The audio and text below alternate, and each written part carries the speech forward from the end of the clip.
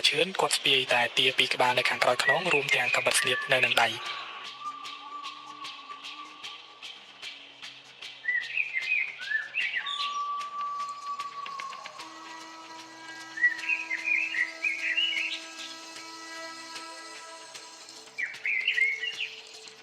ពួកគាត់ធ្វើដំណើរចេញពីផ្ទះនោះរហូតដល់ក្បែរស្ទឹងមួយ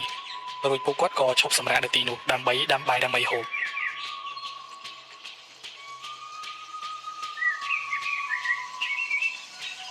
រួចគាត់ក៏យកទាមួយក្បាលមកចំអិនចំណែកទាមួយក្បាលទៀតគាត់យកទៅចងជើងក្បែរនឹងអន្ទាក់ខ្សែហ្វ្រាំងកង់របស់គាត់ពេលហូបបាយហូបអីហើយពួកគាត់ក៏នាំគ្នាធ្វើធ្នាក់នៅលើដើមឈើមួយនៅក្បែរនឹងស្ទឹងនោះកម្រមទៅធ្វើហើយម៉ោងគឺចូល5ល្ងាចបាត់ពួកគាត់ក៏នាំគ្នាប្រោខោអាវដែលប្រឡាក់ញើសនោះទៅដាក់នៅក្បែរសត្វទាហើយស្លៀកខោអាវថ្មីព្រោះរបៀបជាព្រានព្រៃនេះលោកគ្រូរបស់គាត់ក៏បានបង្រៀនដល់ពួកគាត់ដែរនិយាយទៅឲ្យតែអ្នកធ្លាប់រៀនរបៀបព្រានព្រៃគឺគេតែងតែបង្រៀនប្រភេទបែបនេះ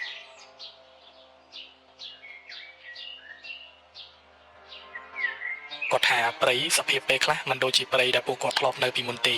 អាចនឹងមកពីតំបន់ខុសគ្នាផងក៏មិនដឹងក្រៃលោពីមុនគាត់នៅក្បែរអាស្រមលោកគ្រូផងបើមានរឿងអីមិនស្រួលបានលោកគ្រូជួយ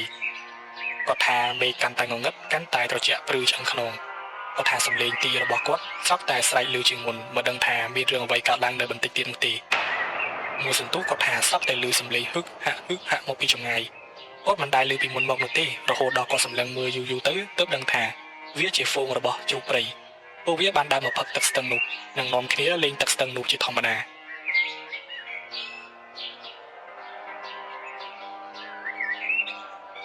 ដំបូងតែដួងរៀបនឹងលើកកំភ្លើងបាញ់តែក៏ត្រូវបានតែឈឿនយកដៃទៅកាន់ចុងកំភ្លើងឲ្យទម្លាក់ចុះ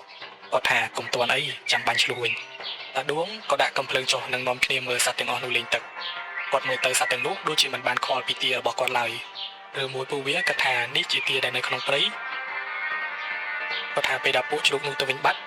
ក៏ស្រាប់តែមានពស់វែកមួយគូបានវាចុះពីលើថ្មចុះមកផឹកទឹកនោះដែរ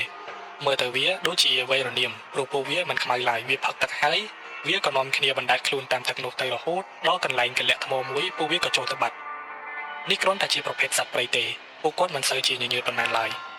លុះរហូតដល់ម៉ោងចូលរៀងយប់ជ្រៅបន្តិចពួកគាត់ថាស្រាប់តែមានមនុស្សមួយក្រុមមានគ្នាប្រហែលជា5នាក់មើលទៅពួកគេខ្មៅហើយស្លៀកស្លឹកឈើតាដួងឃើញបែបនេះគាត់រៀងភ្ញាក់ដោយសារតែគាត់មិនដែលឃើញរឿងបែបនេះពីមុនមកនោះទេ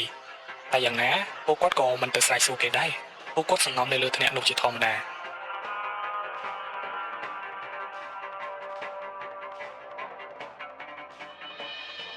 គាត់ថាមួយសន្ទុះមនុស្សមួយក្រុមហ្នឹងក៏បានដើរទៅផឹកទឹកពេលដែលពួកគេក្បងផឹកហើយពួកគេក៏ចុះទៅលេងជាធម្មតាតាដួងថាគាត់ព្រឺអស់ហើយដោយសារនេះជាលើកដំបូងរបស់គាត់ចំណែកតាឈឿនក៏ដូចគ្នាតែពួកគាត់នឹកដល់សម្ដីគ្រូអំពីការប្រើអំណាចផ្លូវចិត្តទើបពួកគាត់រៀងស្រឡះទ្រូងបន្តិចតែកំភ្លើងគឺចាំតែបាញ់ទេបើសិនជាពួកគេឡើងមកឬក៏មានរឿងហេតុមិនល្អគឺពួកគាត់នឹងបាញ់យកតែម្ដងគាត់ថាបានមួយសន្ទុះមើលទៅពួកគេដូចជាសម្លឹងឃើញសត្វទីរបស់ពួកគាត់ពួកគេក៏បានដើរលបបំរុងនឹងចាប់ទាតែពេលនោះស្រាប់តែពួកគេបានដើរថយក្រោយវិញនិងសម្លឹងមើលទៅខាងត្បូងមើលទៅពួកគេដូចជាខ្លាចជាមួយនឹងសភាវៈនោះណាស់រួចពួកគេក៏ទៅបាត់ពួកគាត់បាននិយាយថាមួយសន្ទុះព្រៃស្រាប់តែស្ងាត់ខុសពីធម្មតាសម្បីតែសត្វល្អិតក៏វាមិនហ៊ានយំដែរអាកាសធាតុត្រជាក់ឡើងព្រឺអស់ហើយគាត់ថាមួយសន្ទុះស្រាប់តែមានមនុស្សម្នាក់ដើរមកដោយកាន់ចន្លោះពួកគាត់ដំបូងស្មានតែជាអ្នកភូមិគឺបំរុងនឹងហៅគេឲ្យឡើងមកដែរព្រោះខ្លាចគេមានគ្រោះថ្នាក់តែតាឈឿនបានកេះតែដួងរបៀបថាផ្ដល់សញ្ញាឲ្យគ្នាទៅវិញទៅមកបរិះម្នាក់នោះមើលទៅគេស្លៀកពាក់ដូចជាគ្រូអាគមបន្តិចដូចជាមនុស្សធម្មតាបន្តិចដោយសារតែគេពីនីក្រមានឹងខ្លួន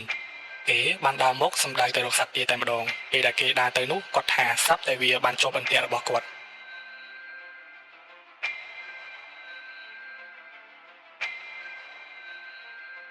ខ្លួនប្រាណដែលពួកគាត់ឃើញថាជាមនុស្សនោះស្រាប់តែគេខ្លាចទៅជាសត្វខ្លាមួយក្បាលយ៉ាងធំហើយវាក៏ប្រឹងរើបំរាស់រហូតទាល់តែដាច់ខ្សែនោះហើយវាក៏រត់ចូលទៅក្នុងប្រព័ន្ធព្រៃមួយបានអាឈឿនគាត់បានប្រាប់តារឿងថាឲ្យប្រយ័ត្នខ្លួនមើលទៅវាដូចជាបានដឹងហើយថាមានគេកំពុងតែតាមប្រមាញ់វាគឺឲ្យតាដួងបញ្ចុះក្របអាគមឲ្យហើយទៅព្រោះដោយសារតែពេលដែលនៅផ្ទះគាត់បញ្ចុះបានតែពាក់កណ្ដាលទេតាដួងពេលនោះគាត់ក៏បានសួរភ្លុំហើយក៏កាន់កំភ្លើងយ៉ាងណែននិងបានសម្លឹងមើលទៅខាងក្រោមដោយមិនដាក់ភ្នែកព្រោះខ្លាចវាលួចវាប្រហារពួកគាត់គាត់ថាចាំរហូតដល់មួយសន្ទុះធំមិនបានឃើញវាត្រឡប់មកវិញនោះទេហើយសម្លឹងមើលទៅសត្វទាដូចជាមិនតន់ងាប់នោះឡើយ គាត់ថាបន្ទាប់មកស្រាប់តែមានក្មេងប្រុសម្នាក់បានដើរមកកន្លែងនេះមើលទៅគេដូចជាក្មេងកំពុងតែវង្វេងអញ្ចឹង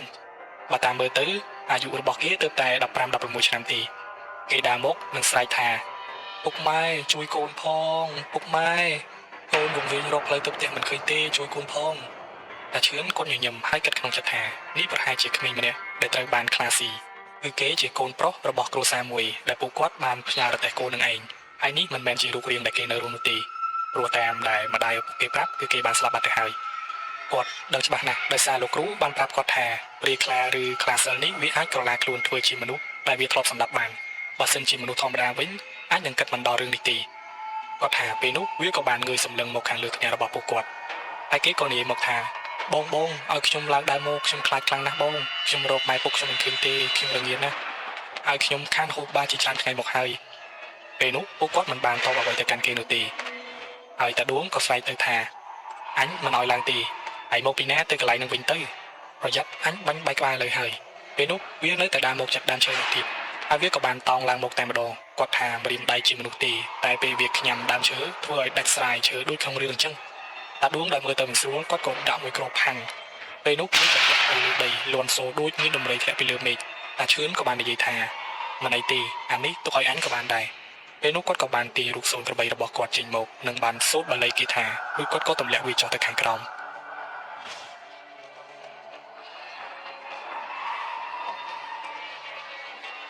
ដំបូងមិនទាត់កើតចេញជាអ្វីទេពួកគាត់មើលមកគ្នាគាត់គិតថាគាត់ដាស់មិនត្រូវទេដឹង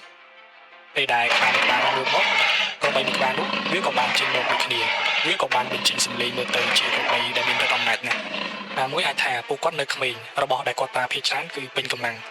សត្វខ្លាកន្ទុយខ្លីមួយក្បាលនោះបានដើរក្រវ៉ែល2ទៅ3ជុំរួចវាក៏ហក់ទៅផ្ទះក្របីតែមានអីពេលនោះក្របីរបស់តាឈឿនក៏បានវាត់វាចំពោះធ្វើឲ្យវាខ្ទាតទៅម្ខាងដំបូងតាដួងចង់ជួយដែរតែតាឈឿនគាត់ថាមិនបាច់ទេអញក៏ចង់តេស្តទឹកដៃខ្លួនឯងដែរព្រោះយមមុនគាត់ប្រើមិនទាន់ក្តៅសាច់ផងពេលនោះក្របីរបស់តាឈឿនក៏បានរត់ទៅបុកវាឡើងចង់ធ្លាក់ស្ទឹង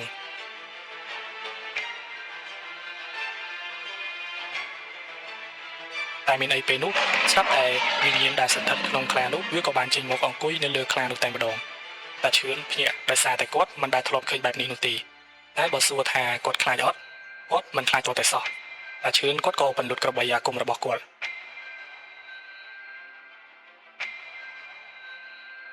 រួចគាត់ក៏ទាញទៅពីដៃរបស់គាត់នោះទៅលើវាតែម្ដងតែវាកិច្ចលឿនណាស់សឹងតែមិនទាន់នោះទេពួកគាត់មិនធ្លាប់ធ្វើទៅហ៊ានមែនតែគាត់ក៏ចេះរបៀបបោបាញ់ដែរពេលនោះអាមួយដែលអង្គុយលើខ្លានោះបាននិយាយមកថាអាពីរនេះឯងគុំសង្ឃឹមថាបានចេញពីភ្នំនេះឲ្យសោះយើងនឹងសម្លាប់ពួកឯងឲ្យបានតែឈឿនគាត់ជាមនុស្សមិនសូវជាចេះមាត់កទេតាំងតែពីស្គាល់តាដួងតែតាដួងទើបតែលឺលើកទី1ហើយដែលតាឈឿនគាត់និយាយបែបនេះគាត់និយាយថាបើឯងខ្លាំងមែនឯងមកសាកជាមួយអញទៅពេលនោះគាត់ក៏បានទាញកំបិតស្នៀតរបស់គាត់ចេញមកនិងសូមភ្លុំទៅលើកំបិតនោះរហូតធ្វើឲ្យកំបិតនោះហើបចេញពីដៃរបស់គាត់មានន័យថាវាកំពុងតែអណ្ដែតរំពេចនោះកំបិតក៏បានហោះទៅចាក់ថ្ងាសព្រាយខ្លានោះមួយរំពេចគឺវាចង់កិច្ចដែរតែកិច្ចមិនទាន់គាត់ថាគ្រាន់តែខ្លានោះក៏គឺថាគោលលន់ពេញមេឃពួកគាត់ថាធ្លាប់លើតែចាស់និយាយពេលនេះគាត់ជួបខ្លួនឯងហើយបើសិនជាព្រានព្រៃធម្មតាច្បាស់ជាមិនអាចត្រឡប់ទៅផ្ទះបានទេពេលដែលខ្លានោះដេកងប់បាត់ពួកគាត់មិនតន់ចុះមកនោះទេគាត់ចាំរហូតដល់មេឃភ្លឺទើបគាត់ចុះមកខាងក្រោមដើម្បីទៅពិនិត្យមើលវាគាត់ថាពេលដែលអាមួយក្បាលនោះងាប់បាត់ទៅដូចជាមិនបានឃើញមានរឿងអ្វីចម្លែកទៀតទេលុះរហូតដល់ម៉ោង5គាត់ក៏ភ្ញាក់មកពួកគាត់ក៏បានឃើញសត្វឆ្លុះ3ក្បាលបានបណ្ដាលគ្នាមកផឹកទឹកស្ទឹងនោះគាត់ក៏បានបាញ់បានមួយក្បាលមកពីវាដូចជាមិនចាប់អារម្មណ៍លើសាកសពសត្វខ្លាំងនោះទេពួកគាត់ចាំរហូតដល់ម៉ោង6ព្រឹកទើបនាំគ្នាចុះមកខាងក្រោមគាត់សម្លឹងរកមើលទីរបស់គាត់ដែរតែរកមិនឃើញមិនដឹងថាសត្វអ្វីបានខាំពំទៅនោះទេអាចជាសត្វក្រពើឬក៏ជាឆ្កែចជាប់ផងក៏មិនដឹងគាត់ថាចុះមកដល់ឃើញថារួយរួមសត្វខ្លានោះឡើងតែឈឿនគាត់ក៏ទៅពិនិត្យមើលខ្លានោះចំណែកតាដួងគាត់ក៏ទៅប្រលះសត្វឆ្លុះមួយក្បាលដែលពួកគាត់បាញ់បានតែឈឿនគាត់ថាខ្លាមួយក្បាលនេះមើលទៅចាស់ណាស់ទៅហើយតែដោយសារវិញ្ញាណមនុស្សដែលវាធ្លាប់សម្លាប់ទើបធ្វើឲ្យរឹតវាខ្លាំងគាត់ថាខ្លាមួយក្បាលនេះពុកមាត់វាល្អណាស់គាត់ក៏បានកាត់វាយកមកទុករួចគាត់ក៏បានយកដៃទៅឆ្កឹះថ្មិញវាទើបដឹងថាចង្គង់វាបានបាក់មកខាងបាត់ទៅហើយគាត់ក៏សម្លឹងមើលទៅម្ដុំនឹងទើបឃើញថាវានៅជាប់ដើមឈើដែលគាត់នៅពេលដែលគាត់ឃើញហើយគាត់ក៏យកវាមកទុកពេលរួចរាល់ពួកគាត់ក៏បានជីកកប់ខ្លានោះនិងបានផ្សាយមេត្តាដល់វាតាមពិតទៅពួកគាត់មិនចង់ធ្វើបែបនេះទេតែសារតែគាត់គិតដល់អាយុជីវិតប្រជាជនដែលរស់នៅទីនោះ ហើយរឿងរបស់យើងក៏ចាប់ត្រឹមនេះសូមអភ័យទោសចំពោះពាក្យពេចន៍ខុសឆ្គងនៅក្នុងអត្ថបទសូមអរគុណនិងសូមជម្រាបលា